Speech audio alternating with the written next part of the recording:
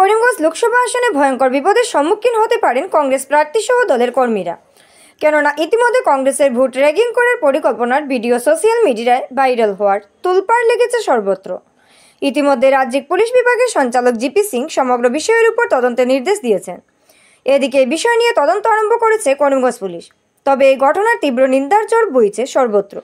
এই ঘটনায় প্রতিক্রিয়া ব্যক্ত করলেন রামকৃষ্ণনগর সমষ্টির বিধায়ক বিজয় মালাকার সহ জিপির অনেক নেতাকর্মীরা। কংগ্রেসের এমন চিন্তাধারাকে নিন্দা ও ধিক্কার জানান তারা।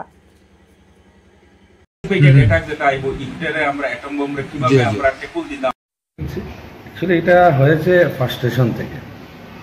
আপনারা জানেন আজকের দিনে যদি আমরা দেখি করিমগঞ্জ ডিস্ট্রিক্টে কংগ্রেসের সব নেতা ভারতীয় জনতা পার্টিতে জয়েনিং করেছে। আর ওনারা ওয়ার্কার পাচ্ছেন না, কার্য করতে পারছেন না, সঙ্গে ভোটার ওনাদেরকে সঙ্গ দিচ্ছেন না।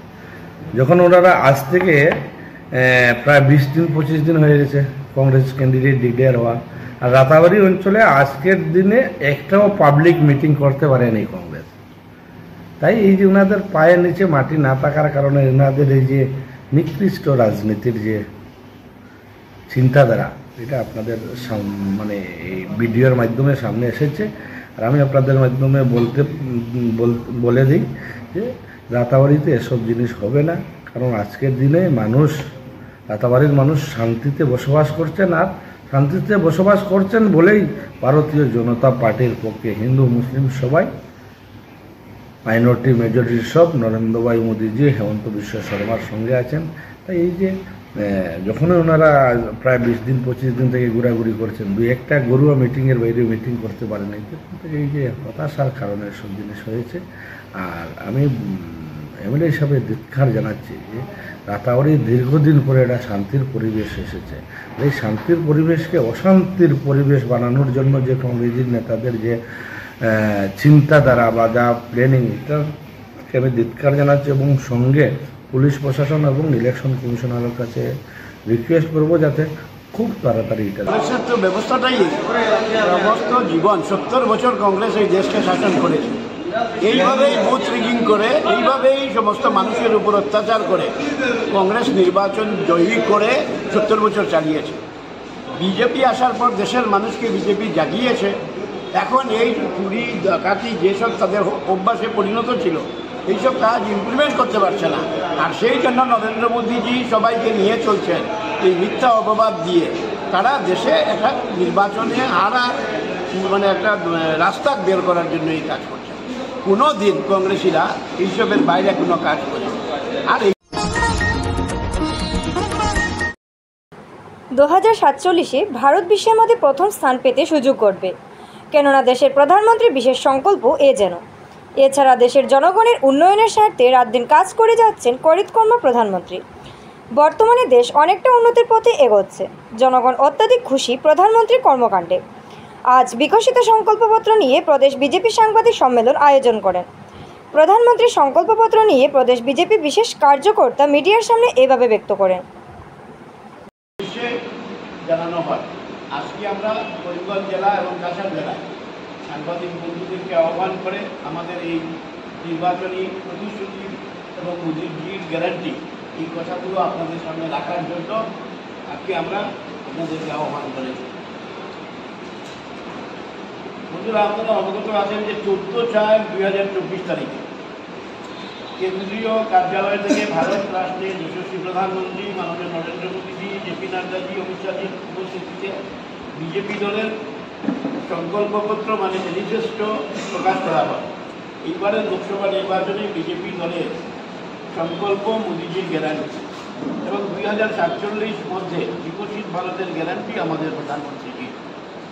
এই সংকল্পপত্র তৈরি করা হয়েছে 4টি শক্তির উপর নির্ভর করে। বিকশিত ভারত, আত্মনির্ভর ভারত তৈরির ব্যবস্থা হয়েছে। যুবশক্তির বিকাশ, মহিলা সামরিকরণের মাধ্যমে, অন্নদাতাদের উন্নয়নের মাধ্যমে এবং সমাজের পিছিয়ে থাকা ব্যক্তি উত্থানের মাধ্যমে এই রাষ্ট্রকে বিকশিত রাষ্ট্রে পরিণত করা হবে।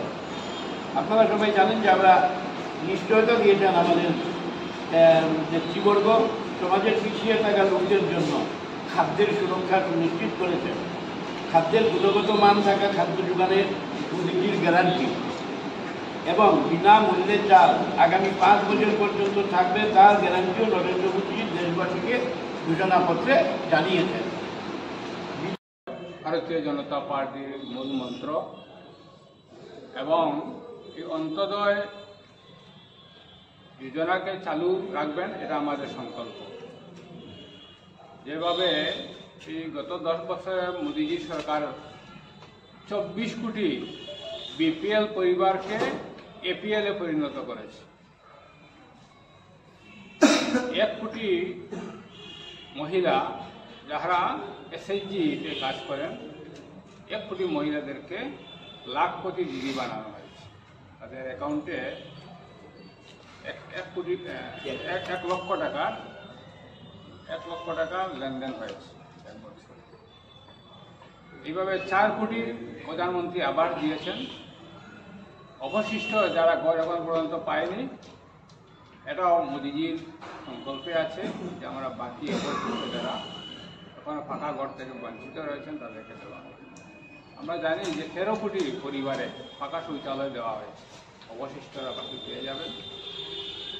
আমাদের যে লক্ষ্য যে 2047-এর মধ্যেই ভারত এক বিকশিত দেশে পরিণত হবে, এটাকে সামনে রেখে সরকার আগামী 5 বছরে অনেক কিছু করবে, যা প্রয়োজন দেশকে বিকশিত দেশ করার লক্ষ্যে যা প্রয়োজন হবে আমাদের সরকার এই কাজ করবে। আমরা খুশি যে সরকার বলছে আগামী কিছুদিনের মধ্যে আমরা আরো 75 লক্ষ উজ্জ্বলা যোজনা রান্নার গ্যাসের কালেকশন দিব। ইতিমধ্যে 10 কোটি পরিবারে, আর তার এই 10 কোটির মধ্যে 10 কোটি হবেন মহিলা যারা উজ্জ্বলা যোজনা রান্নার গ্যাসের কানেকশন। আজ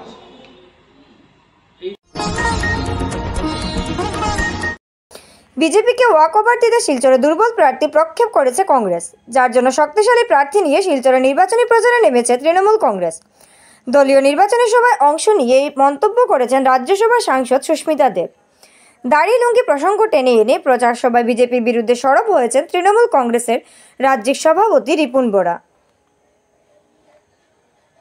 সমান অধিকার, সেটা তারা কে বলছে যে আমাকে মুসলমানের ভোট লাগবে না, আমাকে দাড়ি টুপি লুঙ্গি পিন্ধা মানুষের ভোট লাগবে না। আমি যদি আসামে যদি আমি বরপেটা যাই, আমি যদি গোয়ালপাড়া যাই, আমি ধুবুরি যাই, এটা পাকিস্তান লাগে। আসামের চিফ মিনিস্টার এরকম বক্তব্য রাখছে, বাকি বিজেপি নেতাগুলি এরকম বক্তব্য রাখছে। আসামের চিফ মিনিস্টার দায়িত্ব হয়েছে সব জনগণকে সমান অধিকার দিয়া, সব জনগণকে নিরাপত্তা দিয়া, কে তাকে ভোট দিয়েছে কে ভোট না দিয়েছে সেটা কথা নয়। কিন্তু চিফ মিনিস্টার কি বলছে যে আমি গুয়াহাটি থেকে 1 বছরের মধ্যে আমি মিয়া ফিনিশ করে দেবে এরকম বক্তব্য রাখছে। আপনার কথা কি হবে যদি আরো 5 বছর মোদী সরকার থাকে? প্রথম কথা, গণতন্ত্র আর থাকবে না, গণতন্ত্র কিন্তু আর থাকবে না। মোদী সরকার আবার আসলে আবার কোন ইলেকশন হবে কিনা আমি জানি না, যে আপনারা আবার ভোট দেওয়ার সুযোগ পাবেন কিনা যদি আবার মোদী সরকার হয়। আপনারা বিচার করে দেখবেন, আরেকবার যদি বিজেপির সরকার হয় তবে তো বরাকের ছেলেমেয়েরা কোনোদিনই চাকরি পাবে না। আপনারা বিচার করে দেখবেন যে বিজেপি ভোট আসতে নেমেছে কেন। আমি আপনাদের বুঝিয়ে বলি, আগে তো আমি ভাবছিলাম করিমগঞ্জে আমরা ক্যান্ডিডেট দিব, কিন্তু যখন আমি কংগ্রেসের ক্যান্ডিডেটের নাম শুনলাম আমি বুঝে নিয়েছি যে কংগ্রেস বিজেপিকে পাস দিতে চায় শিলচরে। তাই বলে আমি রাজেশন বাবুকে রাজি করেছি আমার নেত্রী মমতা বন্দ্যোপাধ্যায়ের নির্দেশে যে যদি আমরা শিলচর কেন্দ্রতে প্রতিদ্বন্দ্বিতা না করি তার মানে বিজেপিকে পাস দেওয়া। আজকে মানুষ ভোট দিবে তো কাকে দিবে? কংগ্রেসের প্রার্থী কে আপনারা জানেন? যে শিলচরে ওয়ার্ড কমিশন মোদীজি কি বলেছিলেন, না খাউঙ্গা না খানে दूंगा। কিন্তু আজকে বিজেপি দলকে আমি ধিক্কার জানাচ্ছি। যাদের এগেন্স্টে ইডি সিবিআই কেস আছে, যাদের বিরুদ্ধে কেলেঙ্কারির চার্জশিট রয়েছে, যাদের এগেন্স্টে সিবিআই তদন্ত করছে, সেই ধরনের নেতারা আজকে কংগ্রেস ছেড়ে বা অন্যান্য দল ছেড়ে ওরা বিজেপিতে অন্তর্ভুক্ত হচ্ছে। তো সব চোর আর সব ডাকাতরা যদি বিজেপিতে গিয়ে অন্তর্ভুক্ত হয়ে যায়, তবে ভ্রষ্টাচার নিয়ে আমি বিজেপির বন্ধুদের বলবো যে আপনারা কম ভাষণ দিবেন। আপনারা চিন্তা করে দেখবেন আসামে ডিলিমিট, আমি বলবো যে আসামে বিজেপির সঙ্গে লড়াই করার মতো যদি আজকের দিনে কোনো দল থাকে, সেটা হলো মমতা ব্যানার্জির দল, সর্বভারতীয় তৃণমূল কংগ্রেস।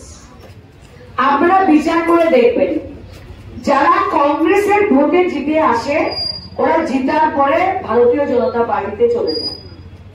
আজকে কমলাক্ষতে পুরকাইস্ত কংগ্রেসের ভোটে জিতে আসলো আর জিতার পরে বিজেপিতে চলে গেল। আজকে করিমগঞ্জে সিদ্দিক আহমেদ সাহেব কংগ্রেসের ভোটে জিতে আসলো এবং জিতার পরে বিজেপিতে চলে গেল। এরকম করে আমি 10টা কংগ্রেসের এমএলএ নাম নিতে পারবো যারা কংগ্রেসের ভোটে জিতে এসে ভারতীয় জনতা পার্টিতে ঢুকে যাবে। শিলচরে চোরের সন্ত্রাস, দিন দুপুরে মহিলার হাত থেকে কেড়ে নিল টাকা ভর্তি ব্যাগ। দৃশ্যবন্দী সিসিটিভি ক্যামেরায়। শিলচরে ক্রমাৎ বৃদ্ধি পাচ্ছে ছিনতাইবাজদের সন্ত্রাস। শহরে বিভিন্ন স্থানে প্রায় প্রতিদিনই চালাচ্ছেন এই ছিনতাইবাজরা তাদের সন্ত্রাস।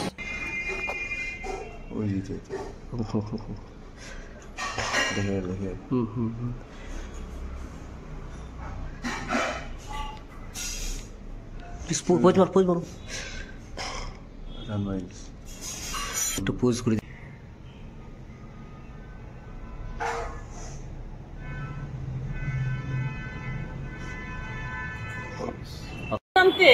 আর এখানে দাঁড়ানো প্রেমতলা নাগনাহাল্লি আর এই পজিশনে দাঁড়ানো, স্কুটিটা ওই দিক থেকে এসে এইভাবে আমার হাত থেকে ব্যাগটা নিয়ে, রেড কালারের মেরুন কালারের স্কুটিটা ছিল, চিৎকার করার সঙ্গে সঙ্গে তো সবাই বেরিয়ে গেছে। ও চিৎকার করছে চোর চোর, সামনে যাচ্ছে বলে ও চলে গেল। ও চুরি, ওর হাতে ব্যাগ, ও চোর চোর বলে ও চলে গেল। সব ইম্পর্টেন্ট ডকুমেন্টস ছিল আর 6,500 টাকা ছিল। আমার বাসায় এই গলিতে। হ্যাঁ, প্রশাসনের কাছে আমার একটাই রিকোয়েস্ট, সামনে ইলেকশন আসছে, এইরকম যদি হয়, আমার টাকা তো ছিলই, প্লাস এত ইম্পর্টেন্ট ডকুমেন্টস ছিল, আমার প্রতিটা ডকুমেন্টস চাই। মানে আমাদের শিলচর শহরের প্রশাসন কেমন, দিনের বেলা ওয়ার্ড কমিশনারের পাশে, দোকানের পাশে আমি দাঁড়িয়ে আছি, এখান থেকে যদি এইভাবে নিয়ে যায়, দুদিন পর ভোট, ইলেকশন, এই সেই, তখন অনেক কিছু। আর মানে আমি এইটার বিচার চাই। আর আমার পার্টসটা আমি চাই, আমার সব ইম্পর্টেন্ট ডকুমেন্ট উইথ টাকা। বিজেপি ভাঙন শুরু দক্ষিণ করিমগঞ্জের হিন্দু অধ্যুষিত গ্রামাঞ্চল কংগ্রেসের নিশানায়। ঈদ মিটতে বিজেপির আনন্দে চোরাস্রোত বইতে শুরু করেছে। যত সময় গড়াচ্ছে আধিপত্য বাড়ছে কংগ্রেস শিবির। কেওটকোনা জিপি থেকে বিজেপির মনোনয়নে পঞ্চায়েতে প্রতিদ্বন্দ্বিতাকারী সমরজিৎ নমশূদ্রের নেতৃত্ব 40 বিজেপি কর্মী দল ত্যাগ করে আনুষ্ঠানিক যোগ দিলেন কংগ্রেস। ভাইরা আজকে ভারতীয় জাতীয় কংগ্রেসে বিজেপি ত্যাগ করে ভারতীয় জাতীয় কংগ্রেসে যোগদান করেছেন। আমরা ওনাদেরকে ভারতীয় জাতীয় কংগ্রেসের প্রতীক চিহ্ন টুপি এবং উত্তরী দিয়ে সম্মানিতভাবে ওনাদেরকে আমরা ভারতীয় জাতীয় কংগ্রেসে আজকে যোগদান করালাম এবং বরণ করলাম। ওনাদেরকে আমাদের ভারতীয় জাতীয় কংগ্রেসের মনোনীত প্রার্থী জনাব হাফিজ রশিদ আহমেদ চৌধুরী সাহেবের পক্ষ থেকে আন্তরিক অভিনন্দন জানাই।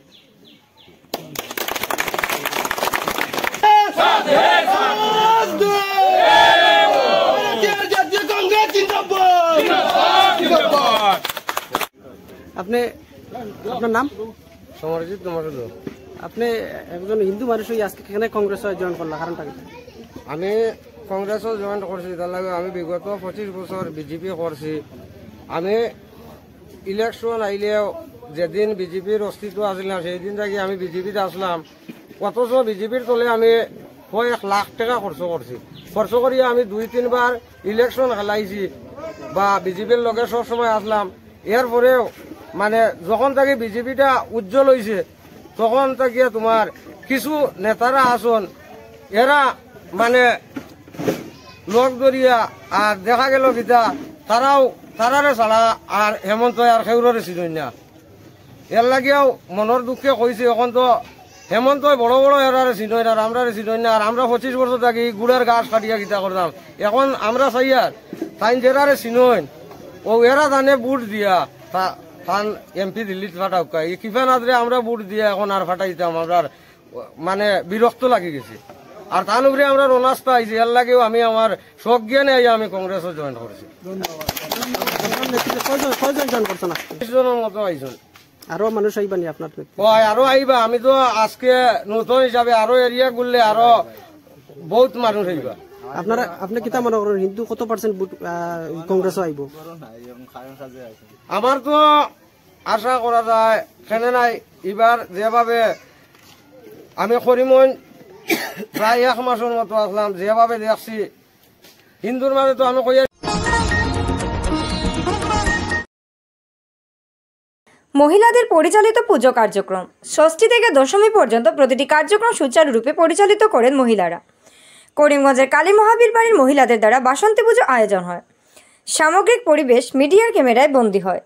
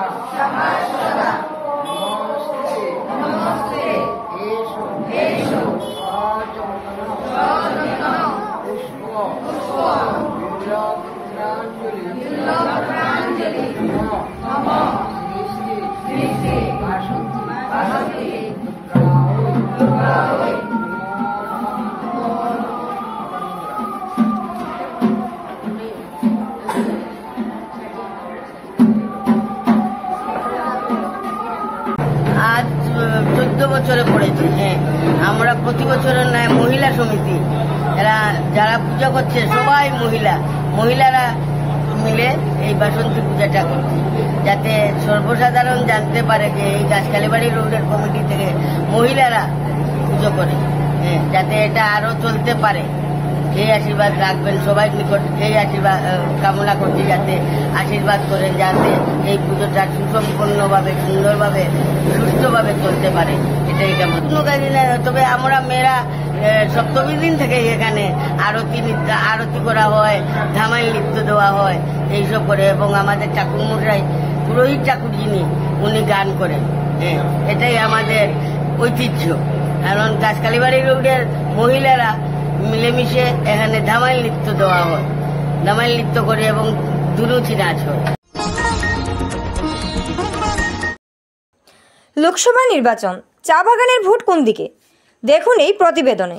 হাতে গোনা কয়েকদিন পরই 18 দেশের তৃতীয়তম লোকসভা নির্বাচন। এবারে লোকসভা নির্বাচনে 7 নম্বর করিমগঞ্জ লোকসভা আসনে জয়ী হবে কোন দল, এ নিয়ে চলছে নানা চুলছেরা বিশ্লেষণ। করিমগঞ্জে ত্রিমুখী নাকি শেষ পর্যন্ত দ্বিমুখী লড়াইয়ের ক্ষেত্রে প্রস্তুতি হচ্ছে, এ নিয়ে সংখ্যায় রয়েছেন অনেক। বিগত দিনে সাংসদ তহবিল থেকে জনগণ কি পেয়েছে আর কি পাননি, এ নিয়েও রয়েছে নানা অভিযোগ। করিমগঞ্জ লোকসভা সমষ্টিতে চা বাগানের শ্রমিকরা কেমন আছেন তাদের প্রতিক্রিয়া দেখে নিন আমাদের এই স্পেশাল প্রতিবেদনে।